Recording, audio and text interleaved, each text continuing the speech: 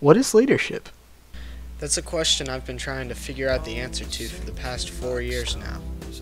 There's no clear-cut definition, and there have been so many examples of leadership throughout history that it's impossible to narrow it down to one finite, concrete vision.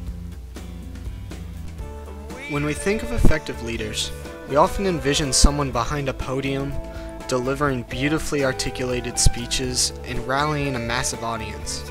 We picture the famous, the not so famous, the actors, big business CEOs, and politicians. But over the years, my philosophy of leadership has started to mature past what I see in the media and on television. I've come to realize that an effective leadership style requires much more than just gathering a group of committed followers.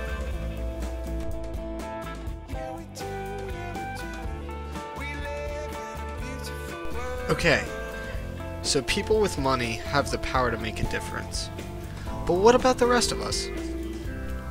We find leaders in our everyday society that people don't just listen to because of their financial influence. What qualities do they possess that make them effective leaders? If you asked me freshman year how someone effectively manages a collective of people, I would have assumed running around and barking orders would just suffice.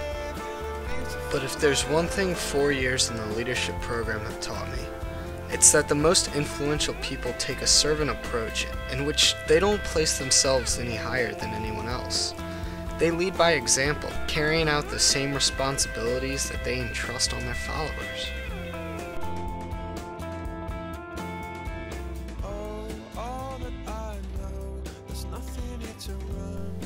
Servant leadership is the idea that rather than ruling with an iron fist, the leader takes time to listen and show empathy towards their followers. This style of leadership places much less of an emphasis on the leader and a much larger focus on the group as a whole, which is why it is so effective. A collective is more apt to follow a leader if that person shows compassion and legitimately cares for the best interests of everyone in the group. Sometimes the leader has to make sacrifices to keep everyone else happy, but I've found that in the end it is more often worth the sacrifice than not.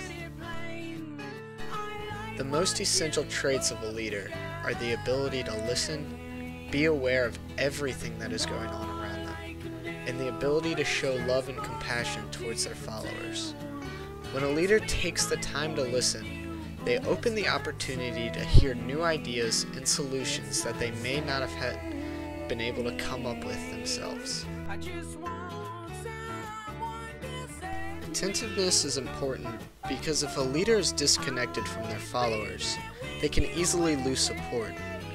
If there's a conflict that they are unaware of, it not only makes them look bad, but they lose a significant amount of their followers. I've also come to realize a leader is much more than a job description. In order to be an effective, influential person, a leader is called to go above and beyond the generic overseer title. They have to not only interact with their followers, but form legitimate and lasting relationships in order to maintain their influence and reign.